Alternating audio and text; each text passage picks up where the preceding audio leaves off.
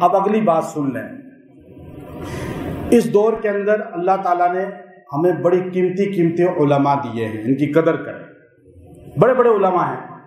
میں ایک مرتبہ مکہ مکرمہ میں تھا، قائد جمعیت مولانا فضل الرحمان صاحب دامت برکاتہم العالیہ کے متعلق میں ایک بڑی اہم بات بتاتا ہوں آپ کو۔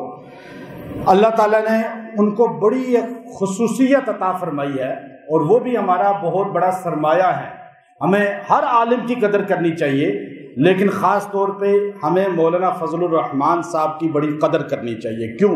میں بڑی اہم بات بتا رہا ہوں، شاید آپ نے کبھی نہیں سنی ہوگی۔ میں مکہ مکرمہ میں تھا تو کھانا ہمارے ساتھ اس وقت بہت بڑی شخصیت ہے بنگال کی، روحانی شخصیت پیر چرمنو شریف، جن کے 2 کروڑ سے زیادہ مرید ہیں۔ مولانا عبدالحفیظ مکی صاحب نور اللہ مرقدہ فرمانے لگے کہ میں ان کے اجتماع میں گیا، 1.5 کروڑ کا اجتماع تھا۔ جس بنگالی سے پوچھو پیر چرمنو شریف کو جانتے ہو، ہمارا پیر ہے، ہر بنگالی ان کو عزت دیتا ہے۔ ان کے والد صاحب دیوبند کے فاضل ہیں، اور مدرسہ ان کا بہت بڑا، خانقاہ بہت بڑی، مرید بہت بڑی تعداد میں ان کے۔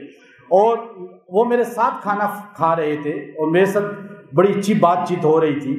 تو میں نے کہا حضرت ایک بات سمجھ نہیں آتی، بنگلہ دیش کے اندر اتنے بڑے بڑے علماء ہیں کہ ایک مدرسہ میں بھی 20,000 30,000 طلبہ، اور اتنے بڑے بڑے مدرسے، تبلیغی جماعت دنیا کا نمبر 1 تعداد بنگال میں ہے، علماء بنگال میں زیادہ ہیں، لیکن اجتماع کروڑوں کے ہوتے ہیں وہاں پر، لیکن پھر بھی آپ کے علماء کو قتل کیا جاتا ہے، حکومت شہید کر دیتی ہے، اور آپ لوگ کچھ کر نہیں سکتے۔